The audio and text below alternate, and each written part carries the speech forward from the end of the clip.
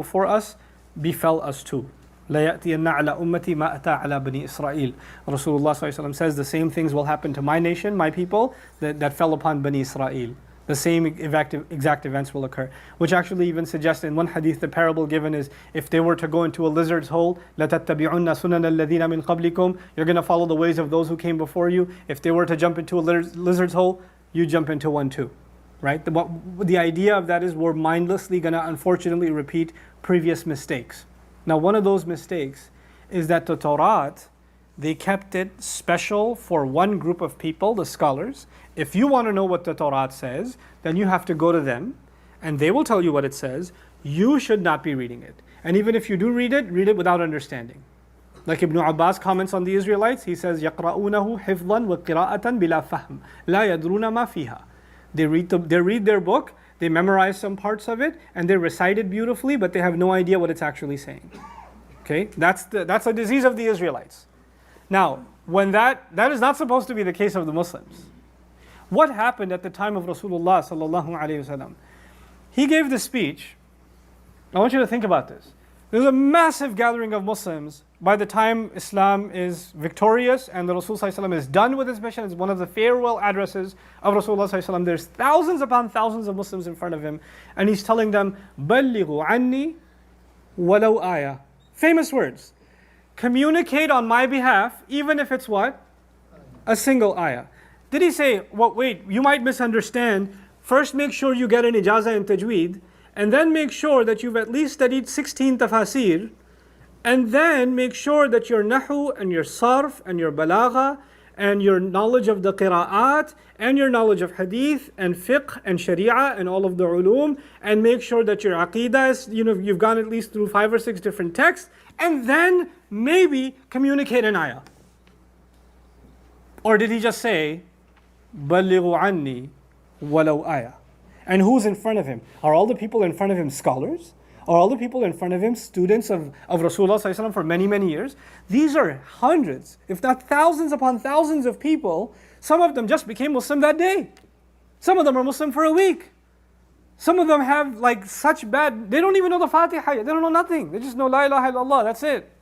Some of them actually, you know why they became Muslim? Because the Prophet ﷺ took over the Kaaba and they believed whoever takes over the Kaaba must be right.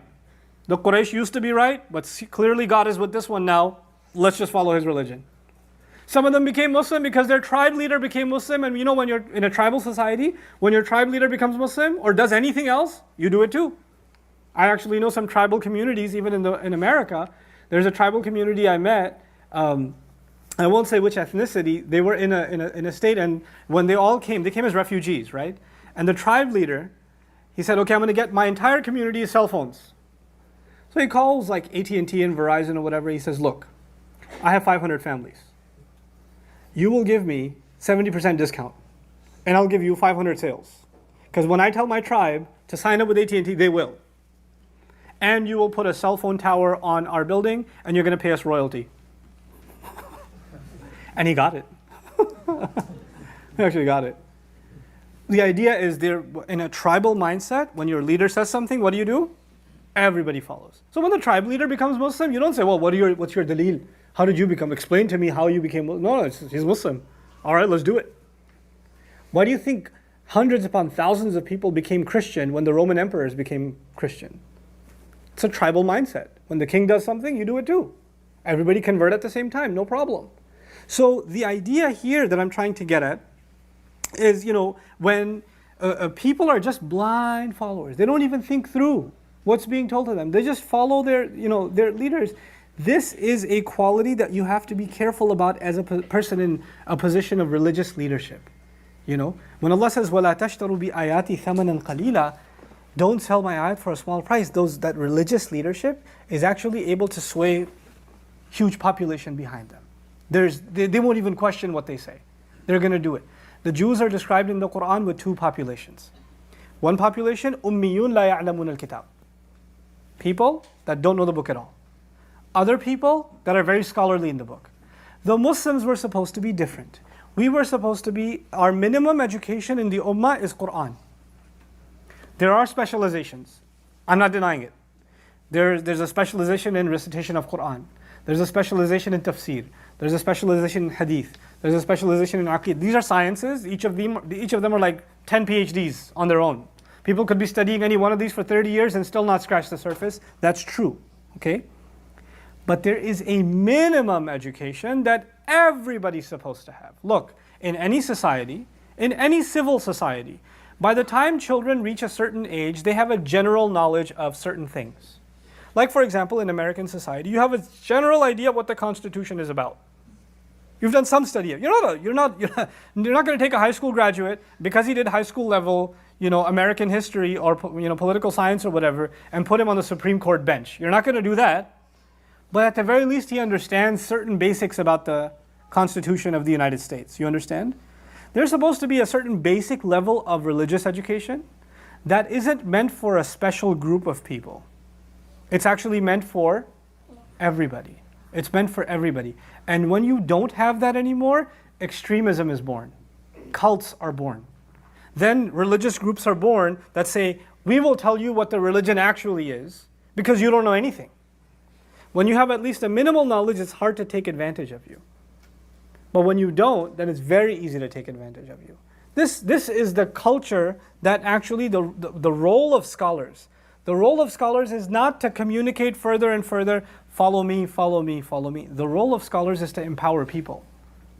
The role of scholars is actually to be a resource for the rest of the community so we can learn to engage and ask intelligent questions. That's supposed to be the role of scholars, to lift everybody up. So we all rise together at the same time. So that by the time the next generation comes around, they're much more educated at the same age that you and I are now. So our hope is by the time your children are in their 30s, they know much more about the Quran than you do. So the questions they ask of their scholars are much more intelligent questions. And they live much more of an aware life. They don't have to become ulama for that, but the minimal level has to rise. When that doesn't happen, then you get لا تشتروا بآياتي ثمنا قليلا وإياي فاتقون. Subhanallah. ولا تلبسوا الحق بالباطل. Now a very scathing criticism of that class. That second class of people. So one class of people don't know much about the religion. By the way, the reality right now for the Ummah is not much different from the Jews. Most Jews had no idea what the Torah was. Most Muslims today don't have any idea what the Quran is. They don't know. I mean, their parents made them memorize a couple of surahs. They maybe recited the whole thing to a sheikh once when they were kids. And the moment they did, الَّذِي يُوَسْوِسُ فِي صُدُورِ النَّاسِ مِنَ الْجِنَّةِ وَالنَّاسِ, that's it. This book, I don't have to deal with anymore. I have graduated out of the Quran and I can do the rest of my life now. Right? I don't have to deal with the Quran anymore. The Quran was just a ritual that you pass through and then you move on with your life. And it's not their fault. That's just a culture that developed. Our job is not to cry about that culture, but it's to do something about that culture. It's to help that culture and to lovingly raise that culture. But here's what happens. The other class of people, there's this massive, most people don't know the book. But that means there's a small group of people that have done some Arabic study, they've done some sarf and nahu, they've done some tafsir study, they've maybe even gone to get a degree in Islamic studies. Is that the majority of the Ummah or the minority? The minority of people know something about Islam. They know, some know a lot, some know a little, but if you put all of them together in one group, there's still a very small population of the Ummah, right? The problem is this small population of the Ummah is actually now in a very dangerous position. Because they are leading basically the blind. They're leading the blind. And they can, whatever they say, people say, well, I follow him. Whatever he does, whatever he says. People come up to me all the time, hey, Ustad, what do you think about Islamic banking? And I say, I don't think about Islamic banking. No, but what do you do? I say, that's for me to do. No, but just what's your thought on it? I was like, I have a lot of thoughts on it sometimes, but I'm not going to tell you. What? No, I'm not asking you for a fatwa. I was like, yeah, because I wouldn't give you one anyway. I'm just saying, what's your preference? You see, you're asking me for my preference because you feel that my preference must be based on some exhaustive religious learning, and therefore if I tell you my preference, that'll be good enough for you. That's why you're asking me, which is basically a fatwa. That's because you're asking my religious judgment for myself. If it's good enough for me, it must be good enough for you. The problem with that is, that's not my area of specialization. That is a matter of Islamic law, and a very complex piece of Islamic law. Something that I'm certainly not qualified to delve into. If I have a question about it, I'll go to certain scholars and ask them. I can point you to them. I can tell you, here's the scholar I would ask. Here's the person I'd have a discussion with. But you're going to have your own discussion. You're going to have to learn that yourself, for yourself.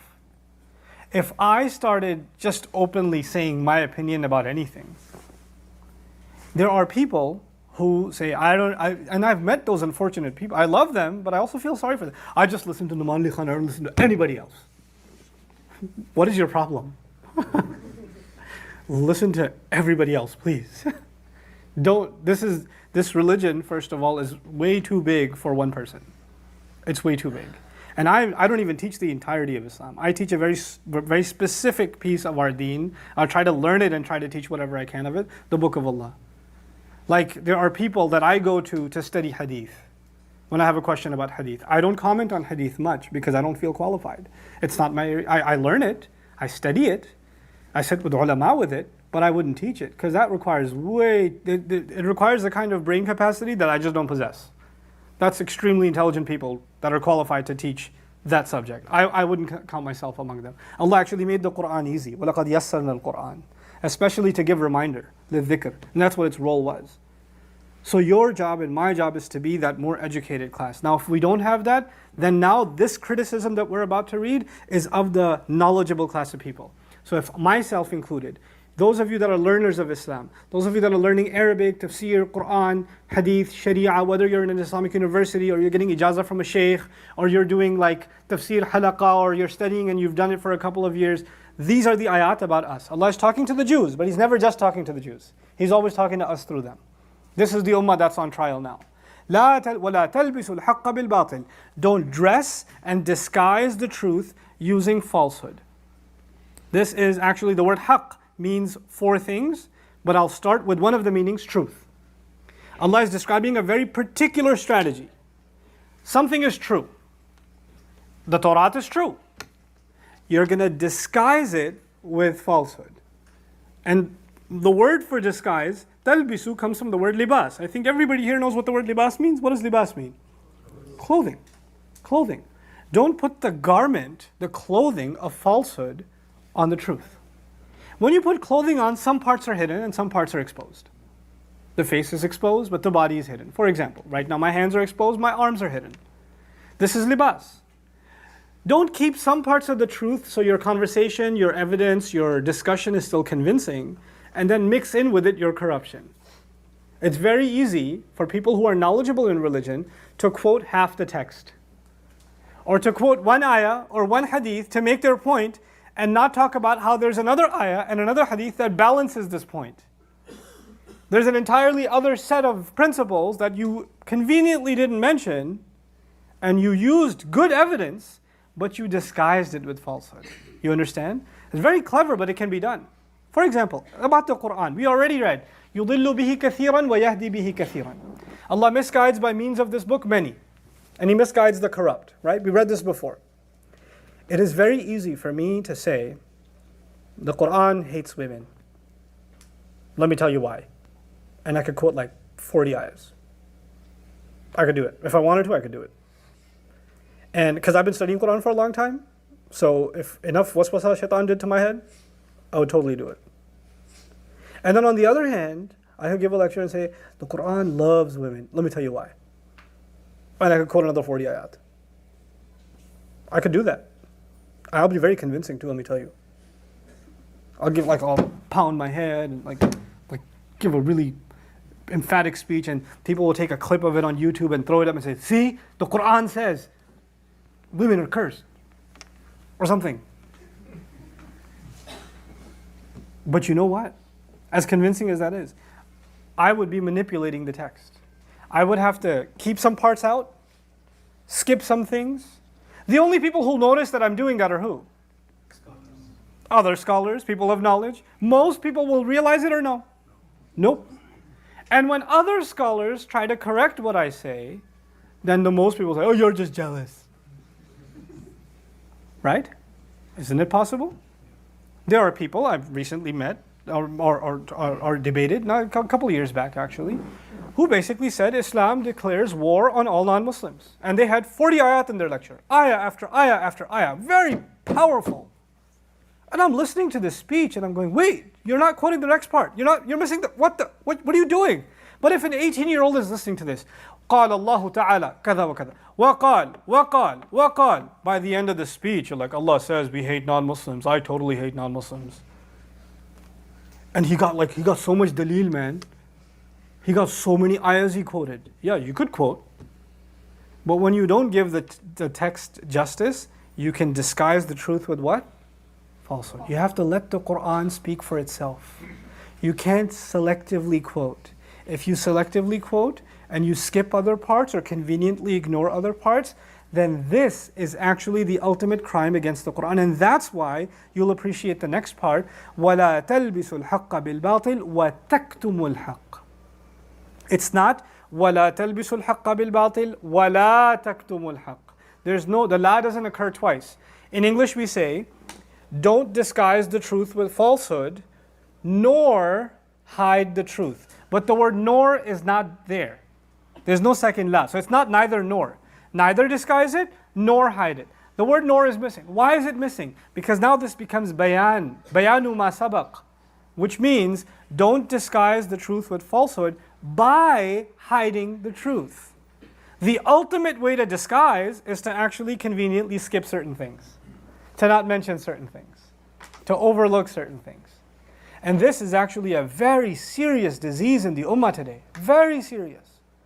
You know, there are, I won't blame groups of people, so I like to keep things as general as I can. I am a student very much, but I'm an annoying student.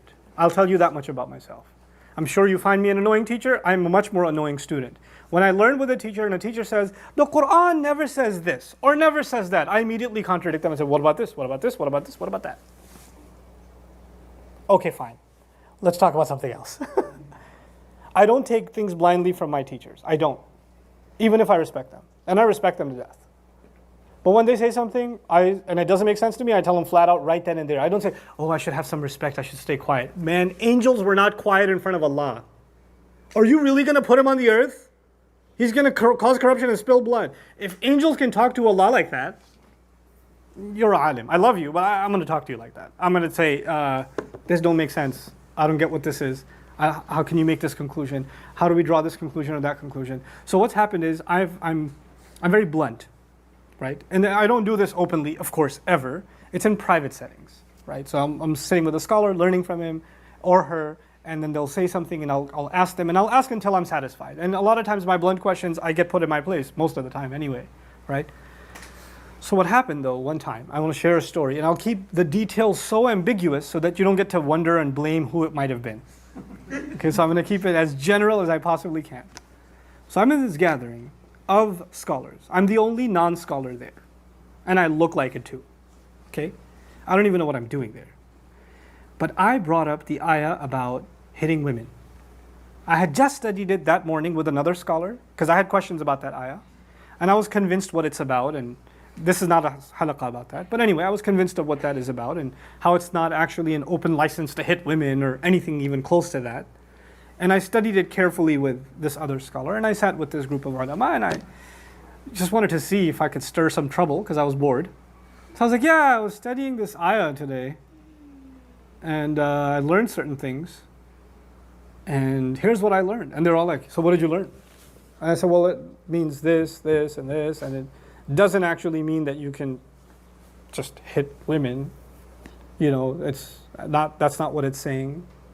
And to my surprise, this group of scholars said, yeah, of course. That's not what it's saying at all. And I said, and at that point, I couldn't hold it. I was like, but if that's not what it's saying and you're agreeing with me, how come you've never said that before? Because I've heard you guys and your larger group say things to the opposite effect. Why don't you ever share this conclusion with anybody? And the answer was, well, the people aren't ready to hear that yet. And I said, people aren't ready for the Quran? From scholars? What in the world does that mean? Well, you know, people are accustomed to doing things a certain way. If they hear these things, they might take it out of context, and they might, you know, women might get out of hand. Like, oh, thank you. I'm going to leave now before I throw up. You know. Hiding the truth? Because you don't think it's suitable? Because you don't think it's socially acceptable? Or because your group doesn't like to think this way? Or you might end up disagreeing with the rest of your clergy? There are people who graduate from a certain school, a madrasa, whether it's in Egypt or in Pakistan or in Bangladesh or in Saudi or in Jordan, doesn't matter. Somebody graduated, got a degree in Sharia from their school. They did their later studies and they decided that some of the things they learned from their school, they don't agree with anymore. They don't agree with. They're not in agreement with this fatwa or that fatwa of their school of thought. They still won't say anything. Your job as a scholar is loyalty to your school or loyalty to your deen. Loyalty to what you learned, the truth, the evidence, the word of God, the words of your Prophet ﷺ, or your school of thought. What are you here to defend? What are you standing up for? Well, I wouldn't want to, because our elders wouldn't like. Your elders? Who's more elder to you? Who has more seniority to you? Where's the majd of Allah when it comes to this? Our loyalty is to the word of Allah. Some young guys came to me, they're studying traditionally, and I envy them. If Allah has opened the doors for you to study the tradition, please do. But wallahi al-azim, don't forget one thing. As much as you love your teacher, as much as you love your shaykh, as much as you love the one you're getting your ijazah from, and you have loyalty to them, disagreeing with them is okay, so long as you are absolutely convinced. And if you're not convinced of what they're saying to you, in light of what you've learned, your loyalties must remain with the truth. Don't become وَلَا تَلْبِسُوا الْحَقَّ بِالْبَاطِلِ وَتَكْتُمُوا الْحَقَّ. Don't bring that into this ummah. It will only bring about destruction. Because then what will happen is you will mindlessly defend your school of thought. And they will mindlessly defend theirs. How dare you disagree with my shaykh? How dare you disagree with my shaykh? Everybody's defending their school. Nobody's defending the deen of Allah. That's what will happen.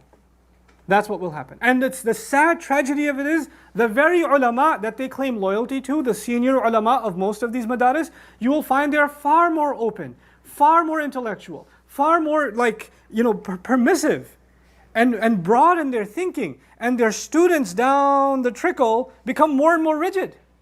That's crazy. The higher up you go, you don't get more rigid, you get more open.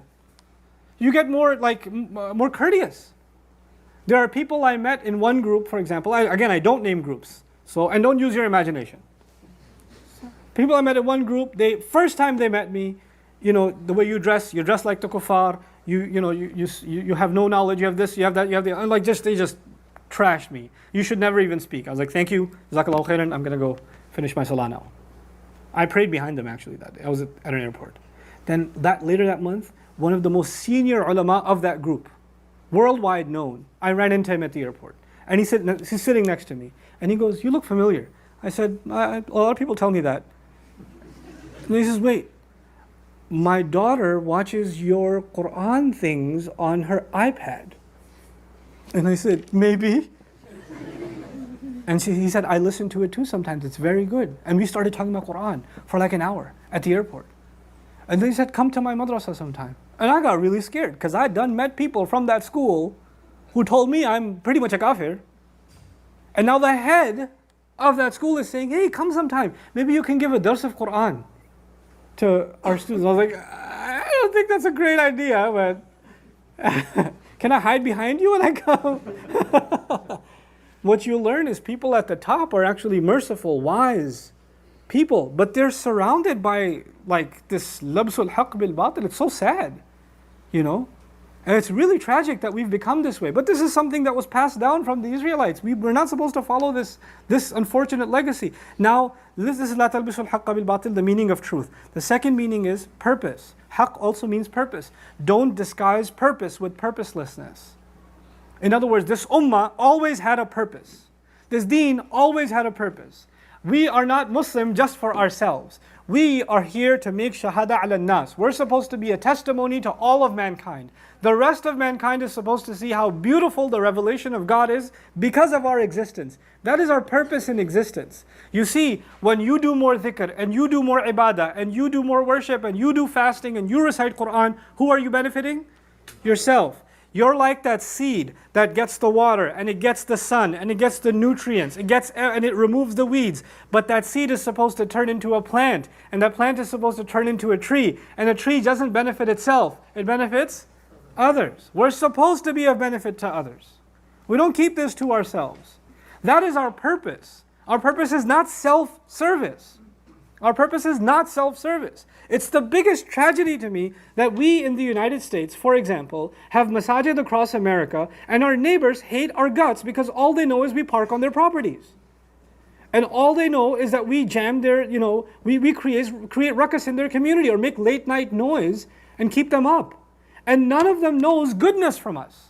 And this is from a religion in which the Prophet ﷺ tells you about your 40 neighbors to your right and your left. How did that happen?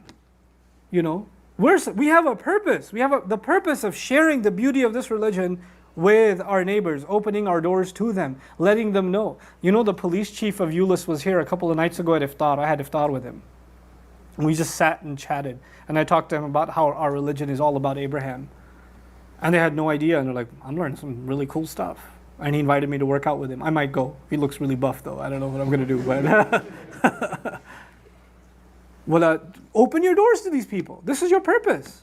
Don't hide it. And they're being told, the Israelites are being told, because they started believing this religion is only for them. They're special. The only reason you were special is because you were supposed to model God's faith to all other nations. That's why you were special. وَتَكْتُمُ الْحَقِّ وَأَنْتُمْ تَعْلَمُونَ. And you're the ones who know.